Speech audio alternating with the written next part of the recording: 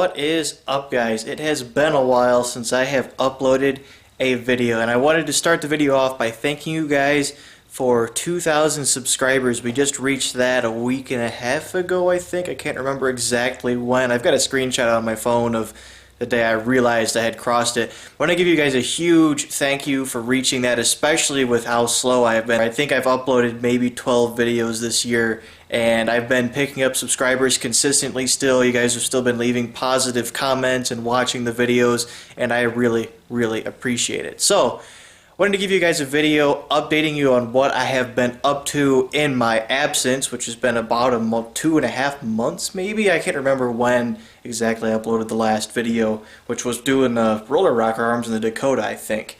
But I figured I would, like I said, I figured I would just give you guys a video updating you on what I've been up to since I've been gone and what you guys can expect coming very, very soon. I have acquired 3 vehicles since the last time I uploaded a video. One I got for free, one I got for $200, and one I got for $300. The free car I'm not very happy with because I've had it for 4 months and I still don't have a title for the damn thing. I'm not planning on doing anything with it. Even if I do get the title, I'm probably just going to scrap it because I'm kind of over it at this point. The other car, the $200 car, was a Pontiac Montana minivan that I bought for my dad because he wanted just a cheap winter beater, and guy from work was selling the thing for $200 because it needed some rust repair done underneath of it. So bought it, fixed the rust, fixed a couple other just little things that it needed done, and now my dad's been driving the thing to work and around town and back, and it's been doing pretty good. I had to fix the rust twice because the first time I welded to metal that wasn't really metal anymore, but was able to fix it a second time, go through it the right way, and it has held up so far. The other car I bought was this Subaru Outback. This is a 1998 Subaru Outback Limited, or a Legacy Outback. This is when they still call them Legacies. In fact, there is a, oh, it's right here, this little floor mat thing for the rear cargo area says Legacy right on it. So this thing has an automatic transmission. It's a naturally aspirated EJ25. This is the blown head gasket engine. This is the one that blows head gaskets all the time. This is the one that's notorious for it. This is the engine that gave Subaru the reputation for blowing head gaskets. And what do you know? This thing has blown head gaskets because they've never been done.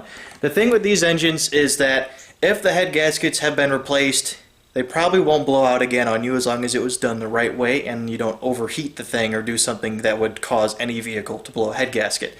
The reason they blow is because there's a coating on the head gaskets that like wears away or corrodes or whatever. I don't know if it causes the head gasket to corrode with it or if just the coating wears away, but the coating goes away or corrodes or whatever, and then you start burning coolant. It's a thing that will happen with pretty much all of these affected EJ25 engines, and it's only the naturally aspirated ones that do it because they're the ones that have the coating and have the gasket that actually goes out. At least with this car, I'll be able to fix it and then not have to worry about it for the rest of the time that I own it, hopefully. Issues this car has, and the reason I was able to get it for $300. As I said, it has blown head gaskets. It also leaks oil really, really bad. In fact, I have a board underneath of it to catch the oil that comes out of it because it's leaking that much. We believe it is the rear oil separator at the back of the block. That's what Aaron from 802 Garage was telling me it probably was. It could be a rear main seal also, but it's definitely coming from the back of the engine somewhere. And the rear oil separator on this model year is plastic, so I'm pretty sure it's probably that thing it's leaking. It's either cracked or the gasket's failed on it or something to that effect. Other things, actually one thing I fixed was I replaced the starter because it had a dead spot in it, and this thing's already difficult to start, which I'll talk about in a second. So I put a new starter in it, or a junkyard starter from, you know, I went and pulled one at the junkyard and swapped it in. The old one's sitting here on the floor. This car must have been owned by somebody younger because it's got a black spray painted wheels, black spray painted grill, and an HID kit that they completely butchered when they put it in. Like, they cut the factory wiring harness up real bad, and like HID kits come with adapters to go into these things, and this one's not being used, and this headlight doesn't even work. So I've got to go and get a factory headlight wiring harness, and I'm just going to splice a new harness in and not deal with this mess that is down here. I don't even know what's going on here. This one works, but the bulbs don't even fit into the headlights right. It's a disaster. So I'm going to go back to the junkyard and get the wiring harness from the Legacy I got the starter from, and just put a new headlight wiring harness in, get stock regular bulbs. There's white LEDs in the turn signals, so it hyper flashes, and they're not even the proper amber color, which is kind of weird. The fog lights, it has fog lights and they do still work, so that's kind of cool. This thing, I'm going to have to figure something out to fix this radiator bracket, because this radiator gradually makes its way back to the engine apparently, which is not good. The airbox thing here was missing bolts, so I put bolts in that, so that's something that I've already fixed. Windshield's cracked pretty bad up here, but it doesn't obstruct your vision very badly right now, so I'm probably going to leave this as it is for a little while. It has A-pillar rust, which I'm also probably going to leave for a little while, hoping it hasn't made its way underneath of the windshield, but this is actually some of the worst rust the car has, and it's in a very unfortunate spot.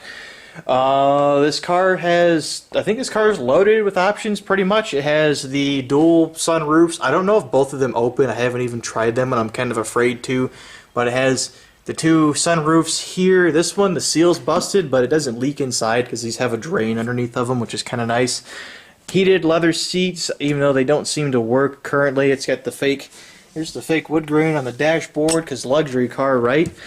Automatic transmission, I think I mentioned that already. Still has the factory radio in it, which is kind of cool. It's kind of neat looking. I think I might keep it in here.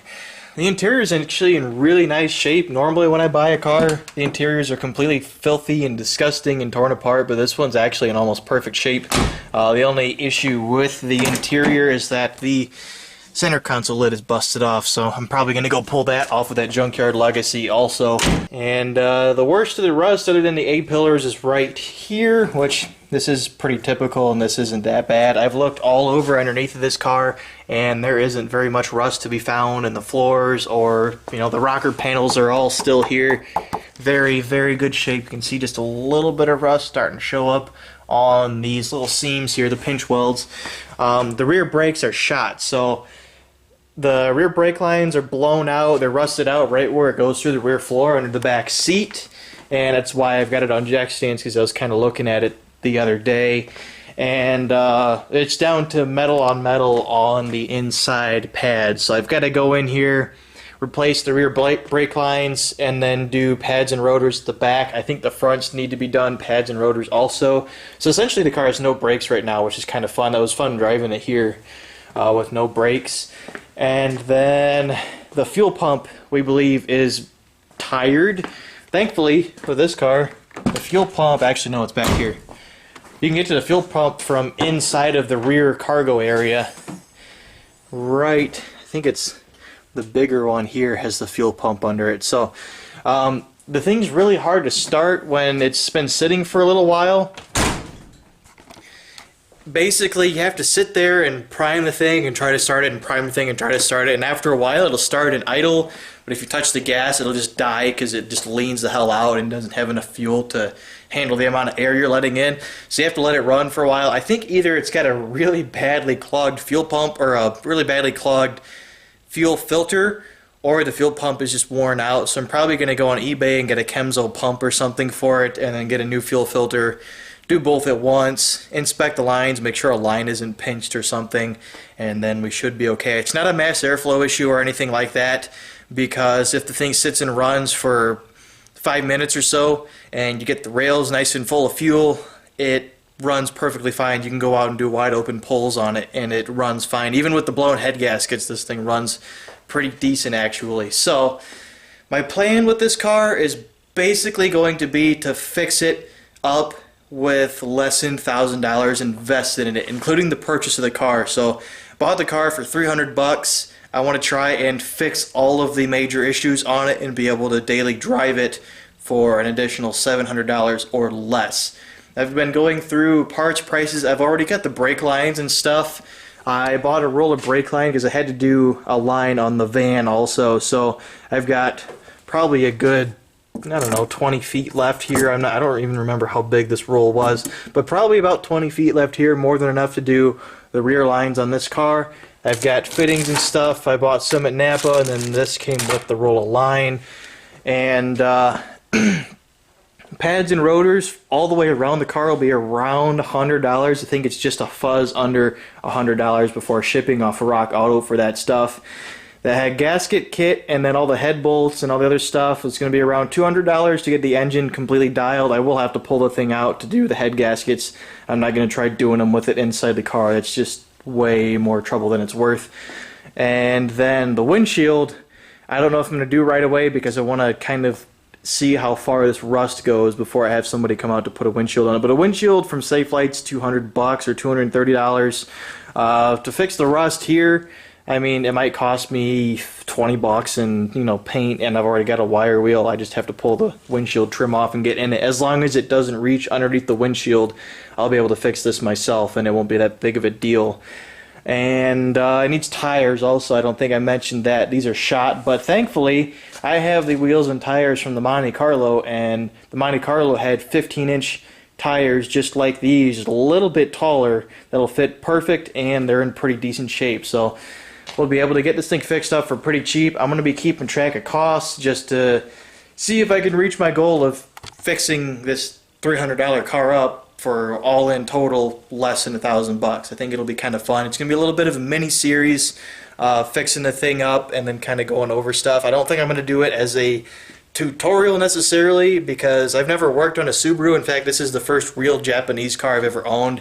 I had my Mitsubishi Eclipse, but that thing was more of a Chrysler than it was a Mitsubishi, so not really a Japanese car, just had, you know, Japanese brand badges stuck on it. So yeah, that is my soon-to-be new daily because it's going to get way better gas mileage than the F-250 does, and a little update on some of the other cars I've bought. And I've also been working on the garage in my time away, so you'll notice there's no longer a table back here, and I've kind of stripped this wall out a little bit. I've got a tarp covering the gaping hole that's back there. My plan soon is to insulate this whole wall here, and then this back wall, cover it all up, seal it all up, make it look nice, and then I'm going to put some cross braces on the walls so that the garage doesn't creak as much when wind hits it and stuff, because this building's old and I really don't want it to come down on me, so probably be doing that. But yeah, and then as far as the Dakota goes, I haven't done anything with the Dakota at all since the roller rocker video. The thing is exactly how it was last time you guys saw it, pretty much.